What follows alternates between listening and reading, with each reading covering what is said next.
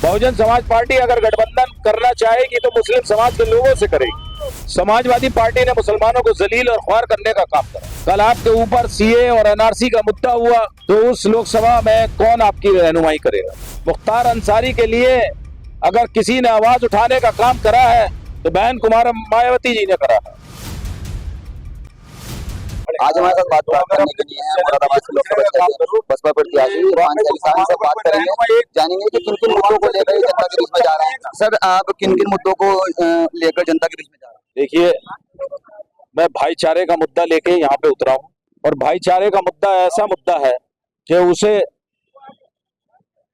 जब तक सारे समाज के लोग जिस प्रत्याशी को वोट देंगे वही लोकसभा 6 का अगला सांसद हो। दलित समाज हो, मुस्लिम समाज हो, सैनी समाज हो या कोई भी हिंदू समाज हो, सिख हो, ईसाई हो, जब तक सर समाज के वोटों का वोट नहीं मिलेगा, जब तक लोकसभा 6 से सांसद नहीं बने।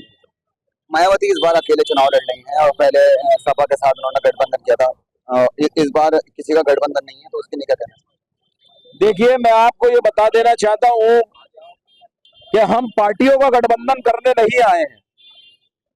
बहन जी का ये दिशा निर्देश है कि गठबंधन से कुछ नहीं मिलता। बहुजन समाज पार्टी अगर गठबंधन करना चाहेगी तो मुस्लिम समाज के लोगों से करेगी, विचारधारा से करेगी, पार्टियों से गठबंधन नहीं करेगी। अगर मुस्लिम समाज और दलित समाज का गठबंधन हो जाए तो मैं आपको विश्वास दिला दूं कि उत्तर प्रदेश की सरकार ही नहीं, हिंदुस्तान की सरकार बदलने का काम कर देंगे ये दोनों लोग। डॉक्टर एस ने टिकट काटकर रुचि वीरा को दे दिया गया है, वो आपके इस वक्त खिलाफ हैं और ठाकुर सर्वेश से एक तरफ ठाकुर सर्वेश सिंह भी 1.5 लाख वोट के जीतना का दावा कर रहे हैं, वो भी ठाकुर द्वारे के और भी ठाकुर द्वारे। देखिए, जो एसटीएसएन के साथ करा, अल्लाह करे वो किसी के साथ हो। समाजवादी पार्टी ने उन्हें रुस्वा करने का काम करा। समाजवादी पार्टी ने मुसलमानों को जलील और ख्वार करने का काम करा। समाजवादी पार्टी ने मुसलमानों के वोट का बंधुआ मजदूर समझ के कि ये समाजवादी पार्टी को वोट देंगे। एक गुलाम की जैसे 1947 में हिंदुस्तान में मुसलमानों अंग्रेज के गुलाम थे, पूरा हिंदुस्तान अंग्रेजों के गुलाम था। आज 2024 में भी लगता है मुसलमान वही। मतलब मायावती पर लगातार आरोप लगते हैं हर चुनाव में कि मुस्लिम कैंडिडेट को उतारा जाता है और मुस्लिम वोट काटे जाते हैं। देखिए, इस हिंदुस्तान के अंदर मुसलमान, इस लोकसभा के अंदर 84 सीटें ऐसी हैं जहां पर मुसलमान नुमाइंदे आ सकते हैं। इस 84 सीटों के अंदर अगर हम अखिलेश जी का पूरा कैरेक्टर देखें तो उन्होंने वाहिद एक ही मुसलमान टिकट दिया है। अगर बहन जी ने 5 टिकट मुसलमानों को दे दिए तो क्या गुनाह का काम। जब आपकी हिस्सेदारी, आपका नुमाइंदा कोई मुसलमान नहीं होगा तो कल लोकसभा के अंदर आपकी बात कौन रखेगा? कल आपके ऊपर 3 तलाक का मैटर हुआ, कल आपके ऊपर सीए और एनआरसी का मुद्दा हुआ तो उस लोकसभा में कौन आपकी रहनुमाई करेगा? अभी आपने कुछ देर पहले बोला कि मुख्तार अंसारी को भी जेल में मार दिया गया, मतलब जेल में उनको मार दिया गया, तो पार्टी में तो बसपा की विलय हो चुका था काफी टाइम पहले मुख्तार अंसारी की पार्टी का। हालांकि उनकी इस मौत के बाद तो मायावती का कोई बयान नहीं आया। मैं आपको बता दूं कि सबसे पहले इस हिंदुस्तान के अंदर मुख्तार अंसारी के लिए अगर किसी ने आवाज उठाने का काम करा है तो बहन कुमार मायावती जी ने करा है।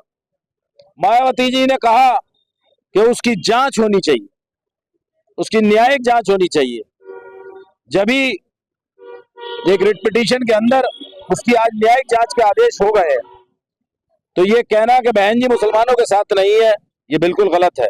देखिए, मैं आपको बता दूं कि जब 93 में गवर्नमेंट बनी तो 93 में अटल बिहारी वाजपेयी जी ने कहा कि लोकसभा का चुनाव आप हमारे साथ मिलकर लड़िए, तो बहन मायावती जी ने कहा कि मैं अपने विचारों से समझौता नहीं कर सकती, विचारधारा से समझौता नहीं कर सकती।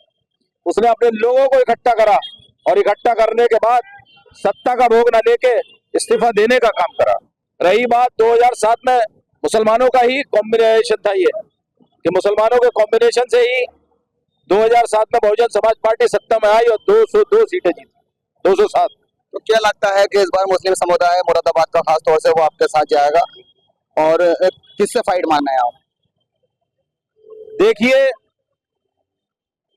अगर आपको मैं जीत का आंकड़ा बताऊं तो यहां से 3.5 लाख वोट एससी समाज का वोट है और मुस्लिम समाज का 9 लाख तकरीबन वोट है।